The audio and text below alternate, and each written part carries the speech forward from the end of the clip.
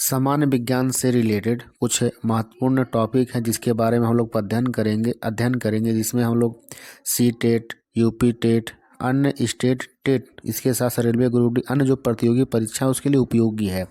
तो ध्यान से सुनिएगा। सबसे पहले देखिए क्या दिया हुआ है, भौतिक राशियाँ।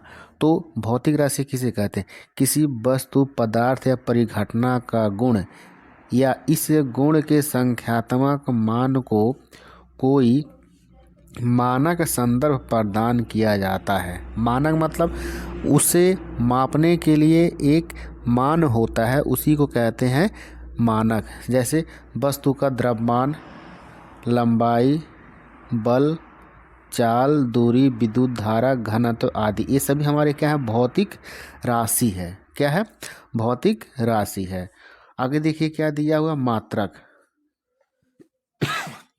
किसी वस्तु के मापन में उपयुक्त उस राशि के लिए मापक को मात्रक कहते हैं। मतलब क्या कि अगर किसी राशि को मुझे मापना है कि उसका मात्रक क्या है, तो उसको मापने के लिए जिस मानक का हम इस्तेमाल करते हैं वो मात्रक कहलाता है। मात्रक मतलब क्या कि उसे मापेंगे उसी यूनिट में, तो मेरा हो जाएगा मात्रक। जैसे वजन का मात्रक हो गया किलोग्राम, लंबाई का हो गया सेंटीमीटर।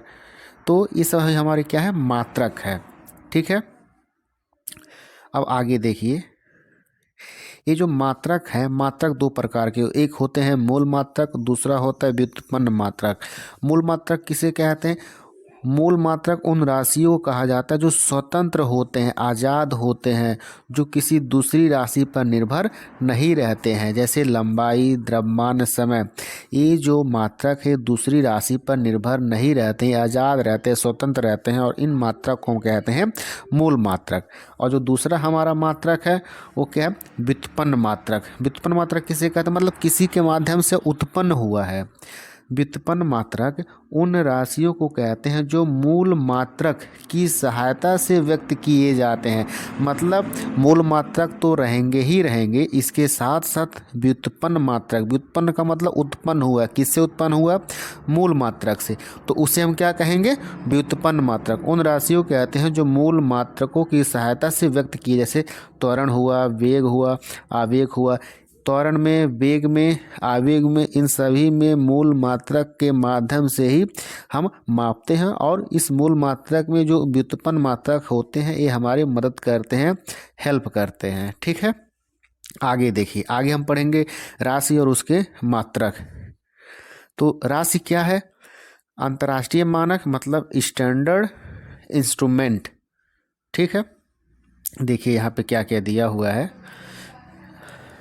जैसे लंबाई, तो लंबाई का मात्रक क्या है? मीटर है, और इसका संकेत क्या है? यम। लंबाई को मापने के लिए हम मीटर का प्रयोग करते हैं। द्रव्यमान मतलब मास, वजन को मापने के लिए हम किलोग्राम का प्रयोग करते हैं, और संकेतक है इसका के। समय है, समय को मापने के लिए सेकंड का प्रयोग करते हैं, ना कि मिनट का, ना कि माइक्रो सेकंड का। ये मतलब पूरे विश्व में हर जगह जो टाइम होता है इसका मात्रक सेकंड होता है, और इसे यस से हम दर्शाते हैं। ताप हो गया, ताप को केल्विन और इसे के से हम दिखाते हैं। ये जो ताप है ये इम्पोर्टेंट है, इसीलिए मैंने यहाँ पे कलम से केल्विन। अगर एग्जाम में पूछ देगा कि ताप का जो ताप राशि है इसका मात्रक क्या है, तो आपको आंसर केल्विन पर ही टिक करना पड़ेगा। विद्युत धारा है, तो विद्युत धारा का जो मात्रक है एम्पियर है, और इसे ए से हम दिखाते हैं। ज्योति तीव्रता, कैंडेला, अक्सर एग्जाम में पूछता है कि ज्योति तीव्रता का मात्रक क्या है, तो इसका उत्तर क्या है? कैंडेला, और इसे CD से हम दिखाते हैं। पदार्थ का परिणाम, पदार्थ का परिणाम, इसका मात्रक है मोल, MOL। पदार्थ का परिणाम मोल है। क्या है? मोल है। तो हम सब यहाँ पर अंतर्राष्ट्रीय मानक के जो मात्रक हैं वो सभी हमने यहाँ पे डिस्कस कर दिए, जो कितने हैं? 7 है। लंबाई का मीटर, द्रव्यमान का किलोग्राम, समय का सेकंड, ताप का केल्विन, विद्युत धारा का एम्पियर, ज्योति तीव्रता का कैंडेला, पदार्थ का परिणाम मोल। यह 7 आपको याद होना चाहिए, ये बेसिक है। ठीक है। अब आगे देखिए पूरक मात्रा में क्या दिया हुआ है। पूरक मात्रा में 2 है। एक है समतल कोण। समतल कोण का जो मात्रक है वो है रेडियन। समतल कोण का मात्रक है रेडियन। और घन कोण का मात्रक है स्टेरेडियन। स्टेरेडियन पूरक मात्रक है ये, ठीक है। इसके बाद जो व्युत्पन्न राशि और उसके मात्रक है इसे देखिए। व्युत्पन्न मतलब उत्पन्न हुआ है, जैसे कार्य या ऊर्जा, इसका मात्रक क्या है? जूल है। अक्सर एग्जाम में पूछता है कि कार्य या ऊर्जा का मात्रक क्या है, उसका उत्तर क्या होगा? जूल होगा। त्वरण, त्वरण का मात्रक मीटर या सेकंड स्क्वायर। दाब, दाब का पास्कल, याद रखिएगा, वेरी वेरी इंपॉर्टेंट, वीवीआई है। अक्सर एग्जाम में पूछता है कि दाब का मात्रक क्या है, तो पास्कल है। बल, बल का मात्रक न्यूटन। बल का मात्रक न्यूटन है। शक्ति का मात्रक वाट है। क्षेत्र का मात्रक वर्ग मीटर। आयतन का घन मीटर। चाल का मीटर सेकेंड। कोणीय वेग का रेडियन बटा सेकेंड। आवृत्ति का हर्ज। आवृत्ति का मात्रक क्या है? हर्ज है। यहाँ पे देखिए सब आपको याद रखना है, कार्य का जूल होता है, दाब का पास्कल होता है, बल का न्यूटन होता है, शक्ति का वाट होता है, आवृत्ति का हर्ज होता है। ये जो मेन है ये आपको याद होने चाहिए। बाकी अगर याद नहीं रहता तो कोई बात नहीं, अब 2 बार 3 बार रिपीट करेंगे तो याद हो जाएगा। संवेग का मात्रक क्या है? किलोग्राम मीटर सेकेंड संवेग का यह मात्रक है। आवेग का न्यूटन सेकेंड। आवेग का क्या है? न्यूटन सेकेंड है। अब आगे देखिए दिया हुआ है, आवेग तक हमने पढ़ा। पृष्ठ तनाव न्यूटन मीटर। पृष्ठ तनाव का मात्रक न्यूटन मीटर। विद्युत आवेश का कूलम। विभवांतर का volt, very very important, exam में पूछेगा कि विभवांतर का मात्रक क्या है, तो आपका आंसर क्या होना चाहिए? वोल्ट होना चाहिए, ठीक है। विद्युत प्रतिरोध का ओम। विद्युत प्रतिरोध का ओम। विद्युत धारिता का फैराडे। विद्युत धारिता का मात्रक क्या है? फैराडे है। प्रेरक चुंबकीय फ्लक्स वेबर। प्रेरक चुंबकीय फ्लक्स वेबर है। ज्योति फ्लक्स ल्यूमन। प्रदीप्ति घनत्व लक्स। प्रकाश तरंग दैर्घ्य एंगस्ट्रॉम। प्रकाश तरंग दैर्घ्य एंगस्ट्रॉम है मात्रक। और प्रकाशीय दूरी का प्रकाश वर्ष। इसमें क्या क्या याद रखना है? विभवांतर याद रख लीजिए, प्रेरक चुंबकीय फ्लक्स याद रख लीजिए, और प्रकाश तरंग दैर्घ्य याद रख लीजिए, ठीक है। आगे देखते हैं क्या दिया हुआ है। बस मेरा यहाँ पर जो पूरक मात्रक और व्युत्पन्न मात्रक है हमने कंप्लीट कर लिया। अगला देखिए यहाँ पे क्या दिया हुआ है। भौतिक राशियाँ 2 प्रकार की होती हैं। पहला अदिश राशि, दूसरा सदिश राशि। अदिश राशि और सदिश राशि क्या है हम आगे देखेंगे। देखिए अदिश राशि हम किसे कहते हैं? वे भौतिक राशियाँ जिसमें सिर्फ परिणाम होता है, दिशा नहीं होता है, उसे हम क्या कहते हैं? अदिश राशि। आदिश मतलब क्या? जिसमें दिशा नहीं रहेगा वो मेरा आदिश राशि कहलाएगा। इसमें सिर्फ परिणाम होते हैं, जैसे जैसे आपका दूरी हो गया, द्रव्यमान हो गया, चाल हो गया, कार्य हो गया, समय हो गया, ऊर्जा, विद्युत धारा, ताप, दाब। इन सभी राशि में दिशा नहीं होता है। यह किसी भी मतलब पूरे चारों तरफ कहीं पर भी इसका इस्तेमाल किया जा सकता है। इसमें दिशा के अभाव के कारण ही इसे अदिश राशि कहते हैं। और जो दूसरा है सदिश राशि। सदिश राशि में देखिए वे भौतिक राशियाँ जिन्हें व्यक्त करने के लिए परिणाम के साथ दिशा की भी आवश्यकता होती है। मतलब परिणाम तो चाहिए ही चाहिए, इसके साथ साथ दिशा की भी ज़रूरत होती है। किसमें? सदिश राशि में। इसका एग्जाम्पल आपको याद रखना पड़ेगा, जैसे आपका विस्थापन हो गया, त्वरण हो गया, वेग, बल, संवेग, बल अघूर्ण इत्यादि, ये सभी हमारे क्या है? सदिश राशि है। सदिश राशि। आगे देखिए कुछ यहाँ पे सिंबल दिए हैं। पहला देखिए 10 के विविध घातों के प्रतीक। जैसे अगर 10 का घात 18 है मतलब हेक्सा, प्रतीक ई। और ये सब आप देख लीजिएगा। 10 का घात 15 है तो पेटा, 10 का घात 12 है तो टेरा, 9 है तो गेगा, मेगा, किलो, हेक्टो, डेका, ये सब आप देख लीजिएगा। इसमें आपको ये जो मैंने लिखा है ये वाला इम्पोर्टेंट है, इसको आप याद कर लीजिएगा। 10 का पावर अगर 6 रहेगा तो हम मेगा करेंगे और प्रतीक रहेगा एम, और इसे 10 का पावर -6 और पूर्व पर तक क्या है माइक्रो, और इसे दिखाया क्या जाता है इस तरीके से दिखाया जाता है, ये ऐसे रहेगा। ठीक है, अब आगे देखिए क्या दिया हुआ है। प्रकाश वर्ष, एक प्रकाश वर्ष बराबर 9.46 इंटू 10⁻15 मीटर। कितना? 9.46 इंटू 10⁻15 मीटर एक प्रकाश वर्ष का मात्रक यह है, सॉरी दूरी यह है। और पार्सेक का क्या होगा? यहाँ पे देखिए पार्सेक दिया हुआ, पार्सेक का होता है 3.08 इंटू 10⁻16 मीटर। ये हमारा पार्सेक का है। किसका है? पार्सेक का है। ठीक है, याद रखिएगा। प्रकाश और एक प्रकाश वर्ष और एक पार्सेक का दूरी आपको याद रखना है।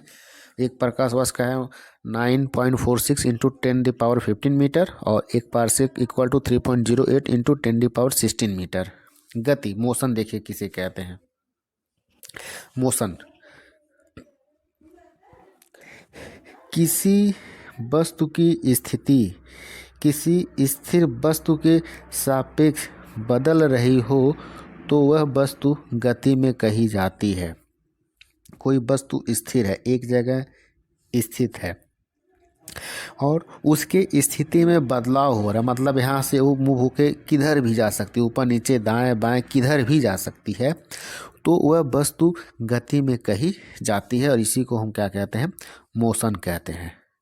दूरी, किसी वस्तु किसी समय अंतराल में तय किए गए मार्ग की संपूर्ण लंबाई को दूरी कहते हैं। एक निश्चित समय रहेगा और निश्चित दूरी और समय, मतलब जो दूरी तय किया जा रहा है उसमें कितना समय लगा है यह होना जरूरी है, तो इसी को हम क्या कहते हैं? दूरी कहते हैं। दूरी मेरा क्या है? अदिश राशि है और यह सदैव घनात्मक होता है। दूरी क्या है? अदिश राशि है। दूरी क्या है? अदिश राशि। आई रिपीट, दूरी क्या है? अदिश राशि है, यह सदैव घनात्मक होती है। विस्थापन देखिए। विस्थापन में क्या है? डिस्प्लेसमेंट, वस्तु की अंतिम तथा प्रारंभिक स्थिति के बीच की न्यूनतम दूरी को विस्थापन कहते हैं। मतलब वस्तु शुरुआत में जहाँ पर मौजूद थी और अंत में वो जहाँ पर है, इसके बीच की न्यूनतम दूरी को सबसे कम, अगर ये ऐसे टेढ़ा मेढ़ा मूव करके यहाँ पहुँच रहा है, इधर से भी ऐसे करके आप पहुँच जा रहा है, तो हम इस रास्ते को नहीं मापेंगे इसका सबसे न्यूनतम दूरी को, तो इस सबसे न्यूनतम दूरी को क्या कहते हैं? विस्थापन कहते हैं। ठीक है, और विस्थापन क्या है? सदिश राशि है। विस्थापन क्या है? सदिश राशि है और इसका मान धनात्मक, ऋणात्मक या शून्य कुछ भी हो सकता है।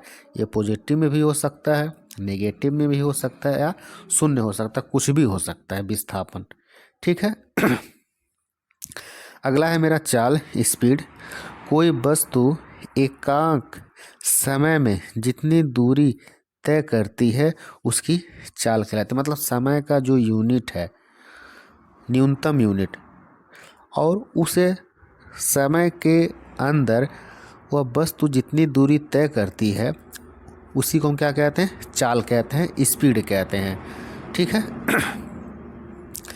आगे देखिए, अगला है हमारा वेलोसिटी, इसे हम कहते हैं वेग। तो कोई वस्तु एकांक समय में जितना विस्थापित होती है उसे, उस वस्तु का हम क्या कहते हैं? वेग कहते हैं। कोई वस्तु यहाँ पर है और यहाँ से वो यहाँ पर मूव हुई है, इस रास्ते से भी जा सकती है, इस रास्ते से भी जा सकती है, लेकिन जो न्यूनतम दूरी है इसी को क्या कहेंगे? हम विस्थापन कहेंगे। तो यहाँ से यहाँ तक जाने में जो इसका समय लगा है, भले ही वो ऐसे गया हो, लेकिन यहाँ से यहाँ जाने में जो समय लगेगा इसी को हम क्या कहते हैं? वेग कहेंगे। क्या कहेंगे? वेग कहेंगे। औसत चाल, औसत चाल में देखिए एवरेज स्पीड, किसी वस्तु द्वारा किसी तय समय अंतराल में तय की गई दूरी और उस समय अंतराल के अनुपात को उस वस्तु की औसत चाल कहते हैं। मतलब जितना वह दूरी तय किया है और जितना समय उसे लगा है उससे हम डिवाइड कर देंगे। मान लीजिए अगर वह 300 किलोमीटर चला है और समय उसे लगा है 5 घंटा, तो उससे पहले मिनट में बदल देते हैं, तो 6×5 = 300, तो इसी से मल्टीप्लाई कर देंगे, मतलब 1। इसका मतलब क्या कि वह 1 मिनट में 1 किलोमीटर मूव कर रहा है।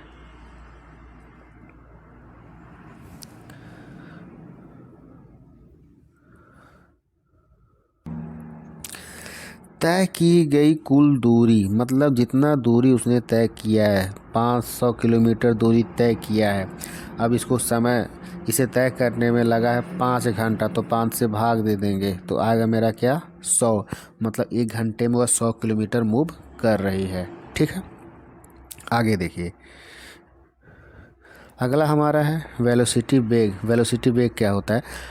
वस्तु के कुल विस्थापन तथा विस्थापन में लगे कुल समय के अनुपात को उस वस्तु का औसत वेग कहते हैं। विस्थापन कितना हुआ है और विस्थापन करने में समय कितना लगा है, इस दोनों का हम अनुपात निकालेंगे तो इसे क्या कहेंगे? औसत वेग कहेंगे, औसत वेग कहेंगे। अगला है वेग या तत्क्षणिक चाल। किसी गतिमान वस्तु के तत्क्षण किसी निर्दिष्ट क्षण की चाल तथा वेग को क्रमशः तत्क्षणिक चाल या तत्क्षणिक वेग कहते हैं। वेग, त्वरण, एक्सेलरेशन किसे कहते हैं? देखिए किसी वस्तु के वेग परिवर्तन की दर को उस वस्तु का त्वरण कहते हैं। मतलब उसके वेग में जितना परिवर्तन हो रहा है, चाहे वह पॉजिटिव में हो चाहे नेगेटिव में हो, उसे हम क्या कहते हैं? त्वरण कहते हैं, एक्सेलरेशन कहते हैं। इसका फॉर्मूला क्या है? त्वरण इक्वल टू वेग में परिवर्तन डिवाइडेड बाय समय अंतराल। यह आपको याद रखना पड़ेगा।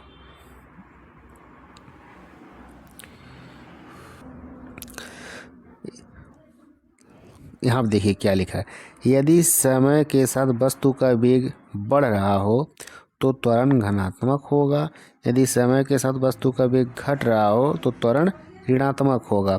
इसे क्या कहते हैं? रिटार्डेशन, मंदक कहा जाता है। बस इतना ही हम रहने दे रहे हैं, बाकी अगली क्लास में इसके बाद से हम शुरू करेंगे। तब तक के लिए जय हिंद।